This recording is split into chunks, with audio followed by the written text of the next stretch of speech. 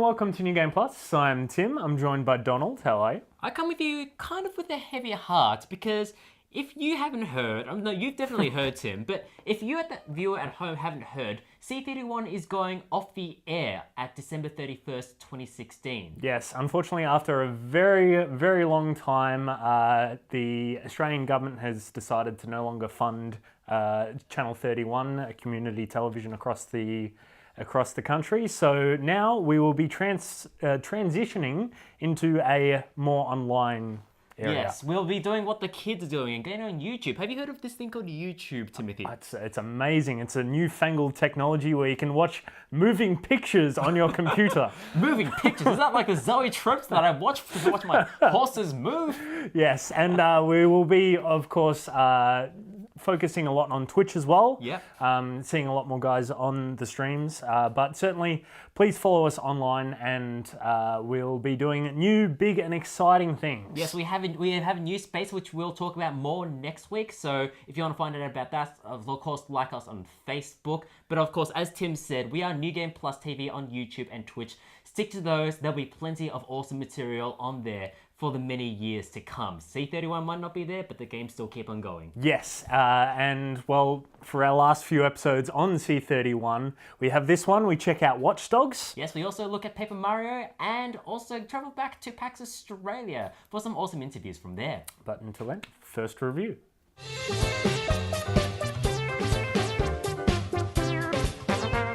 So Jason, it's been a long 5 years, but this is it, the final big Wii U exclusive from Nintendo. It is funny because it really is. The next big game, obviously, to come out on Wii U is Breath of the Wild, but that is also on the Switch, so Yep. it's not exclusive anymore. This is the Swan Song, Yeah, and it's interesting. yes. So let's compliment sandwich it. Of course. So it looks fantastic. Actually, we should probably talk about what the game is first before we move on. Sorry, Paper Mario Color Splash. Sorry about that. The game itself is very pretty. Yes. It looks wonderful. Even the paint, the way the paint moves and stuff. It has a brilliant visual style, Which always did, Yeah, yeah. it's Paper Mario. Like it's a great aesthetic. Yes, and it works, and you know, people fold into paper planes and all that kind of stuff. So it works. You know, they are paper, and that's fine because that's a way. That was never a problem with the series. Right. The writing is snappy and it's sharp and it's genuinely funny. It's generally like this is like the funniest game I've played all year. It's like it's got a good sense of humor about itself. Which is again, I think, a testament to the Treehouse UK team who always do a very good job. But then there's one part of it I think you and I both agree on. Just a little part Yeah, of just- it. just a little bit, tiny yeah. part of it, known as the combat, i.e. the game, basically. Yeah, so before this, there was a little game called Paper Mario Sticker Star, which decided to change the entire combat system where it's no longer an RPG battle system, but it's still an RPG. So you Yes. have a system where you have to expend items to battle enemies, and you get nothing out of battling, like you just expending cards. Which It's is silly. it kind of reminds me a little bit of the old like Densetsu Dragon Ball Z game and stuff, where you use the cards and you play the moves and stuff. But in this situation, it's inherently pointless because you don't grind for XP. The actual combat mechanics don't make any sense in the larger context. It's also just slow and tedious. Like there's some humor out of it, but it's like I just want to move on. Yeah. Like I'm playing an RPG where I actively don't want to get into fights. Like that is insane. Yes, yeah. And it's not even in a Final Fantasy VII. This is becoming too much of a grind kind of way. It's just in this combat system adds no value. There's no point me even grinding. You know, there's nothing to it. But I guess the question becomes, can you overlook the gameplay for the writing? I think you can, like, if you're willing to be patient, just like, if you want to stick with it, because there is enough here to say, okay, I can maybe get something out of this, but it's a really big ask. Like, it's good, but again, you just have to kind of go into this with a little bit of an open mind, and maybe you might see the value in it.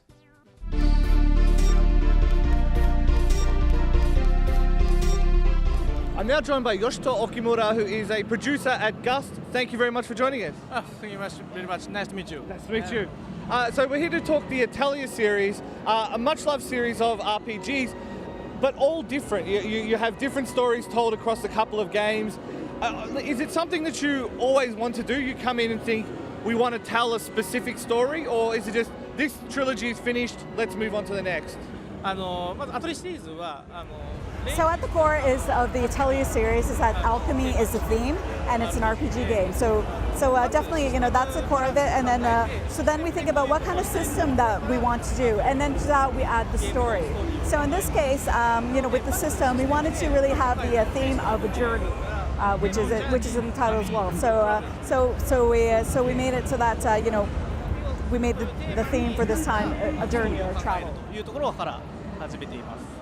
And we've had last few protagonists have been girls. Is that something that has come organically? Like Atelier Iris was the last one with a male protagonist. Do you find that the journey with the girls seems to be more interesting, or is it just one of those things that happen? やっぱりシリーズとして So we find that the having main character, the protagonist being a female, seems to be really more fitting with the Atelier series. We like to kind of keep it as there's some kindness in the world and in the elements, within this RPG game, and we have like these sort of big monsters as well. So having that mix of having girls as well sort of really works, and having this sort of having a larger theme as well and the storyline seems to be a really good match. 書くことが多いです。 So what's your favorite new feature of Atelier Iris? The theme, definitely the theme of journey. Being able to go on a journey is a big thing that he's most excited about for this game. Up until now, it's been a little bit more compact, the world, but this time you're able to go on a journey, so that the field was really expanded and has scaled up. So you're really able to experience the world within the game. Last question. Which of the previous games is your favorite Atelier game? All of Right, of course. what I made this. Yes. Of course. Okumura-san, thank you very much for your time. Thank you very much. ありがとうございました。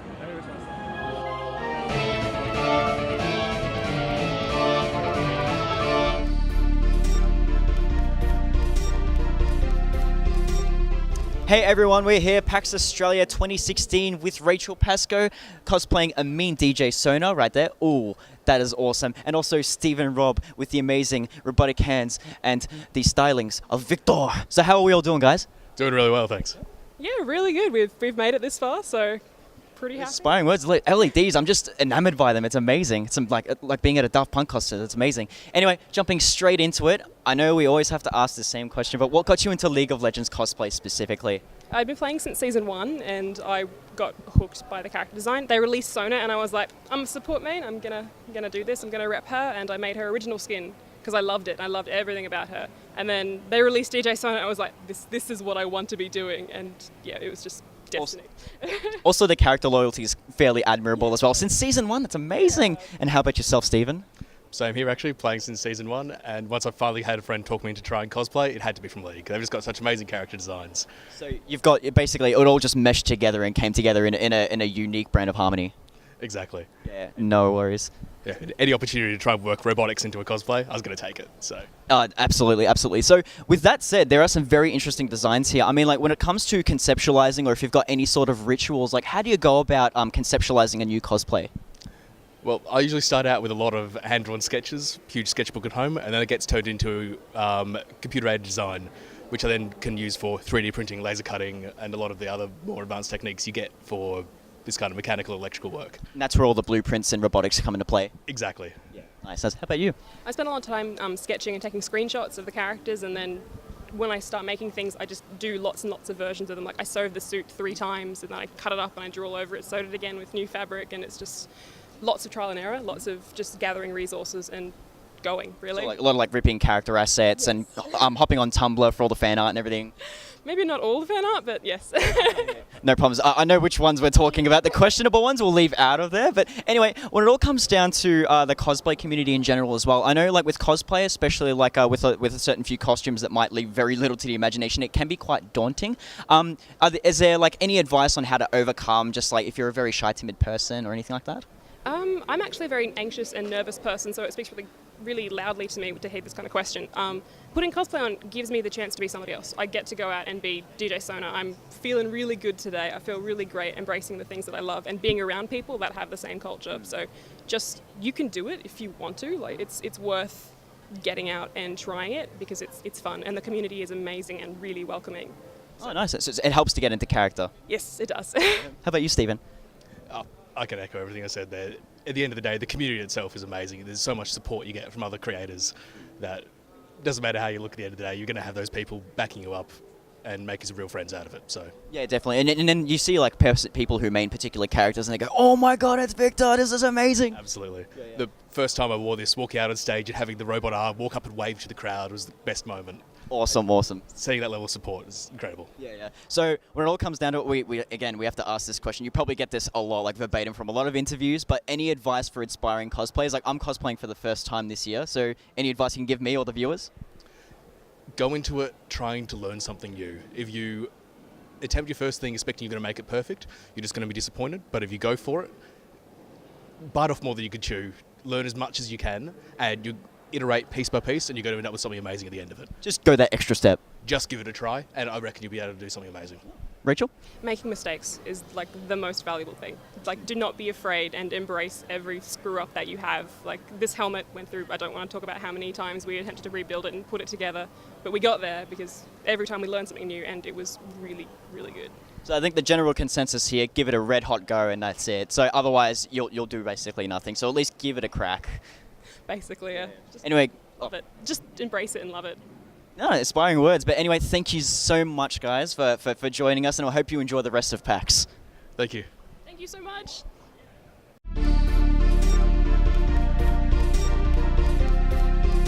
Here at PAX Oz 2016, I'm joined by Nick, designer on Buy Somewhere. How's your PAX been so far? It's been pretty good, mate. The reception's been fantastic, as you can see behind you.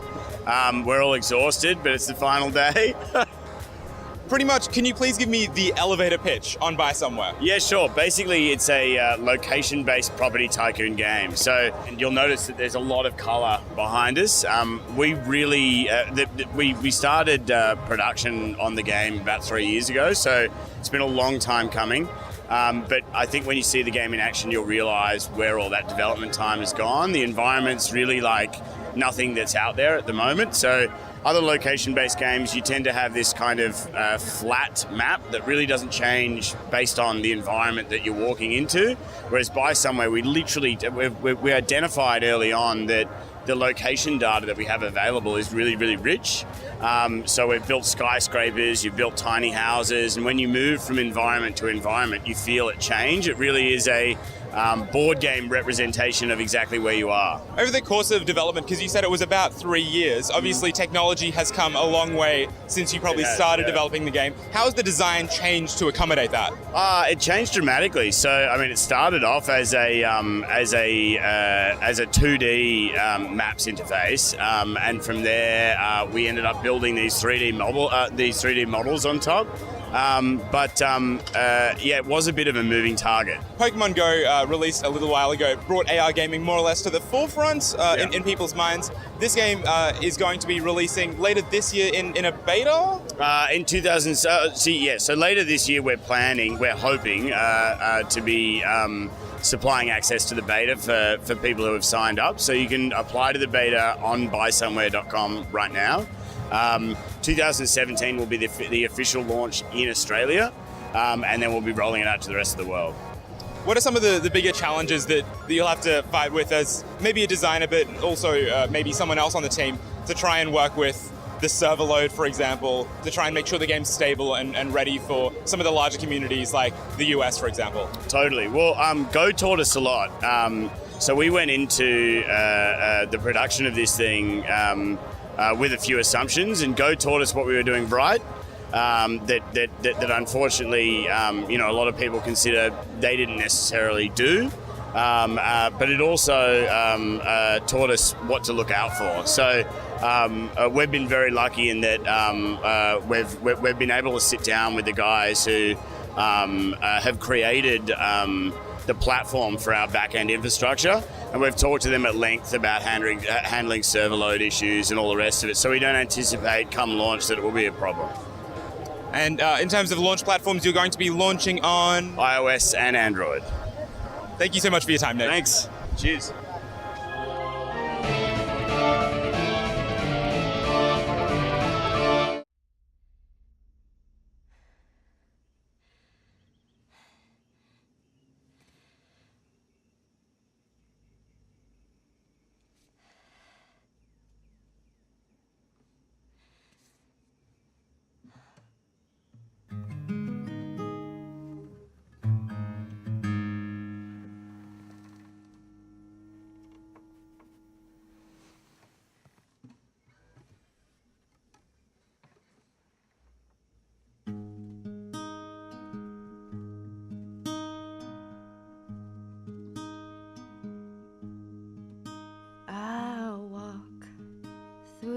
the valley of the shadow of death, and I fear no evil because I'm blind to it all.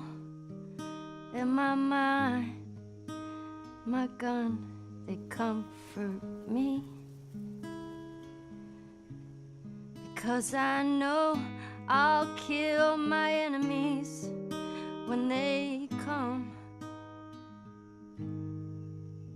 Surely goodness and mercy will follow me all the days of my life, and I will dwell on this earth forevermore.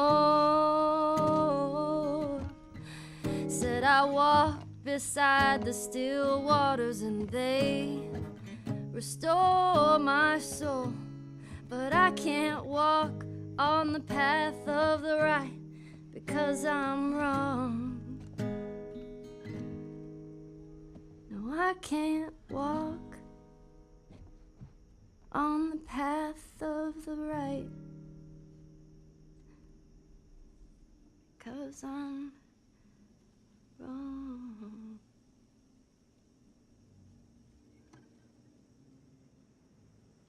What are you doing, kiddo? You really gonna go through with this?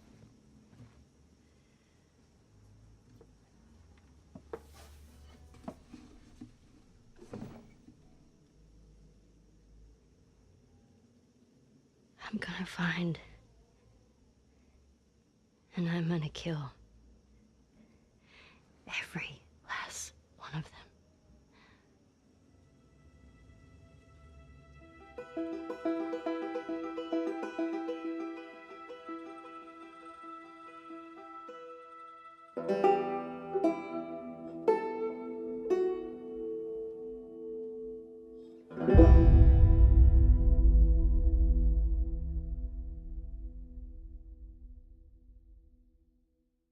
It's the sequel that we didn't really need, but at the same time, we kind of want, don't we, Tim? Yeah, I mean, the first game was amazing, so I'm really happy that we're getting more The Last of Us. Probably didn't necessarily need to be Ellie and Joel, but I'm still very keen for it. Like, from what can we gather from the trailer so far? The fact that like everyone's grown up. Ellie, like this is gonna be a mild spoiler. Ellie doesn't know. Yeah, she doesn't seem to know. Yeah. Of the catalyst for the ending for the first game. Yeah, and that might be part of the conflict in the second game. So we'll see how that all plays out. But having the game that kind of influenced the Uncharted series, they influenced each other. It's going to be interesting going back after playing Uncharted to playing something a bit slower and much more story driven. Yeah. And also, this wasn't the only announcement that we got during this whole weekend of the Game Awards and the PlayStation Experience. There are so many trailers, gameplay reveals, and announcements during this weekend. Uncharted DLC as well. Looks like a small one, kind of like the Last of Us expansion.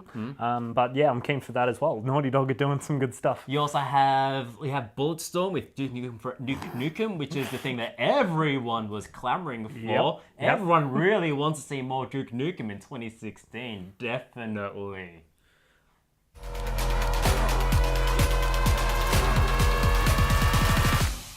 Let's face it, Jason. Watch Dogs 2 could have just been, a black screen for 5 hours, and that would have been so much more enjoyable than the first one. Not an untrue statement. It's really unfortunate that Ubisoft make the first one, and the hype train behind Watch Dogs was significant. I was at the E3 when it was announced, and by God, everyone was talking about it. Then the game came out and it's like, yeah, this is exactly what they said it would be. I don't understand. It's not good, but this is what they said it would be. So then Watch Dogs 2 comes out and you're like, hopefully they've Assassin's Creeded it. Hopefully it's Ezio, and maybe this guy's not as good as Ezio, but the character is a lot more enjoyable. There's so much more about this game that is inherently more likable. It's just a shame that no one's going to play it. No, it's got some traction with the community, but it just came out at the wrong time, really. So it might be eventually a good game to pick up in the bargain bins. But let's set that aside. What is Watch Dogs 2? So Watch Dogs 2 follows on after the previous game, set in San Francisco this time and not in, I want to say it was like Chicago. Chicago. I knew it was Close. somewhere north. And so it's set in sunny San Francisco. It's got obviously it's a better setting because you've got Silicon Valley. You've got all these kind of regions that you can kind of take the piss out of, discuss the privacy concerns. And the problem the game faces is that it's written by someone's dad, and they're trying to do anonymous for the kids. And while it's cool and it's visually striking, it's in no way accurate representation of the themes that we're actually dealing with. It's basically like modern day hacktivism put through like 90s hack movies like The Nets. Yeah, so Sandra Bullock shows up and suddenly people are doing graffiti. Although I wouldn't put it past this game because it has such a sunny disposition. And this is probably the thing with the game. So it looks great as a general rule, as a macro sense. It looks fantastic. It's bright. It's colourful. The art style isn't like the art of the various Dead Sex stuff isn't.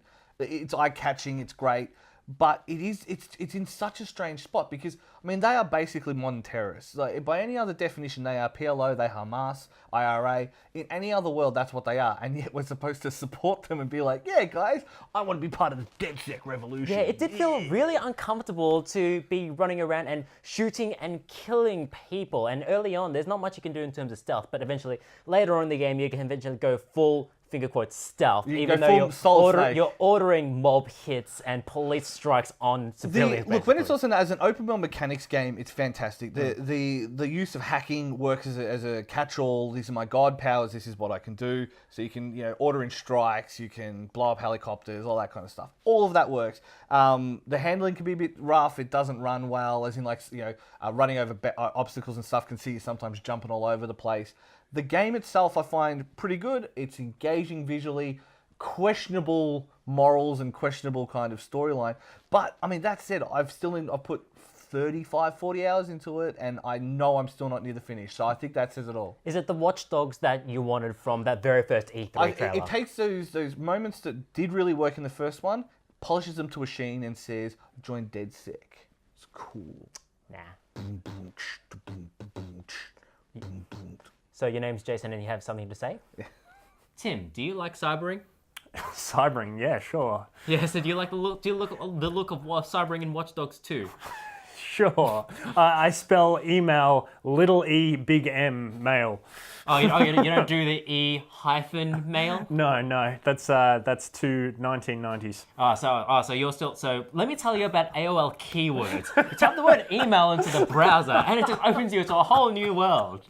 And that really does feel like what Watch Dogs is on about. It's like a 90s hacker movie crossed with, I don't know, today. It's weird. Although there are a couple of things that are sort of on the nose just a little bit, like despite the happy-go-lucky sort of 90s hacker attitude, the fact that you've got a very obvious Martin Shkreli story being told out in one of the side missions here. So it's very much sort of Law and Order-esque, ripped straight from the headlines. But let's be honest, people are going to play this game like a GTA. They're going to grab a car and they're going to run over a bunch of poor people. No, I've actually seen the other way around, like people trying to play this game as stealthily as possible. I know Jason's tried to go for that approach. A couple of people on Twitter, they've pretty much gone for the all stealth runs, which is possible. Very hard, mind, but possible. Make it better though. So it makes it more challenging, and also it sort of breaks that sort of dissonance that you have of your fun time hacker crew suddenly just casting murder on this entire town. Yes, but it's a game. You can forget those things. Forgive any. Except when you're taking selfies on the Golden Gate Bridge. Oh God, yeah, no. Like 2016 has been a great year for taking selfies in video games, but it has not been a good year though for.